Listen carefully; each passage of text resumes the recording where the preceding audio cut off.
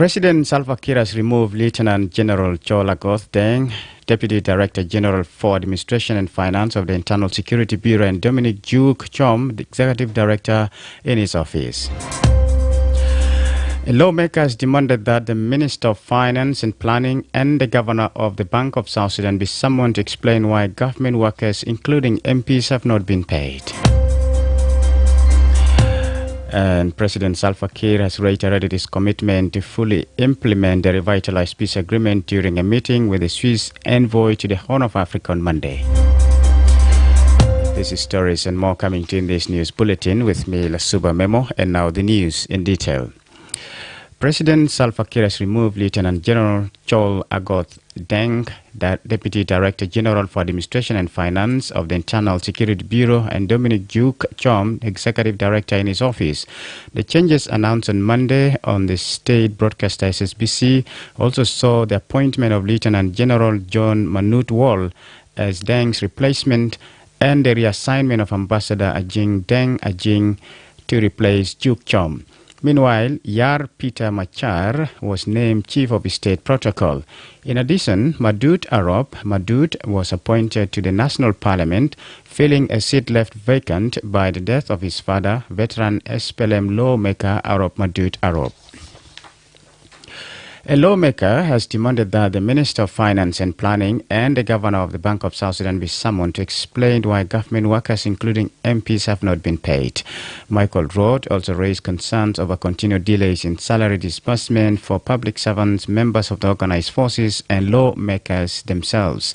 According to him, government employees, members of the organized forces, and even MPs themselves have gone for 2 weeks without accessing their salaries from the Bank of South Sudan and the commercial banks.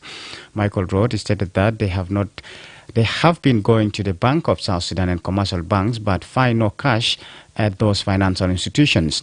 The legislature questioned where the delays are originating from and called for accountability. MP Roth called on the House to summon both the Minister of Finance and Planning and the Governor of the Bank of South Sudan to explain the reasons behind the delay. The MP's remarks come amid growing public frustration over late salary payments across various sectors amid high inflation and the cost of living in the country. President Salva Kiir reiterated his commitment to fully implement the revitalized peace agreement during a meeting with the Swiss envoy to the Horn of Africa on Monday. During a meeting with the Swiss envoy for the Horn of Africa, Ambassador Sylvain Aster, in Juba, the two leaders discussed South Sudan's role in fostering regional peace and supporting Sudan amid its ongoing conflict and humanitarian crisis. Ambassador Aster is said to have commended South Sudan's efforts to promote inclusive governance and protect civilians and humanitarian workers in accordance with international law. This is iRadio Morning News. And now to the international scene. A government factory in Lesotho, which has produced Trump-branded golf shirts, may have soon shut down following the massive import taxes or tariffs imposed by the U.S. government earlier this year. The small southern African kingdom was hit with reciprocal tariffs of 50%, a higher rate than any other country when they were announced by U.S. President Donald Trump in April. Although they have since been put on hold, Trump says they will be reimposed this Friday, 1st of August, along with other countries around the world, unless a separate deal is reached. Finally, leaders from Europe's two largest economies have led a chorus of gloomy reactions to the trade deal struck between EU chief Ursula von der Leyen and US President Donald Trump. German Chancellor Friedrich Merz said the agreement would substantially damage his nation's finances, while French Prime Minister François Bayrou said it was tantamount to submission.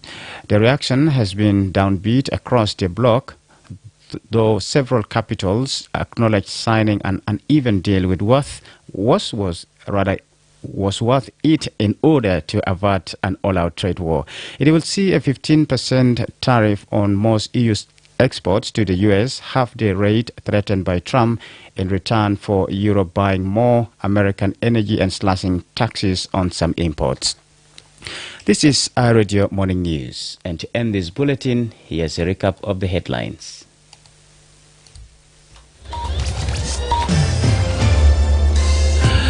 President Salva Kiir has removed Lieutenant General Chola Goth Deng, Deputy Director General for Administration and Finance of the Internal Security Bureau, and Dominic Juk Chom, Executive Director, in his office.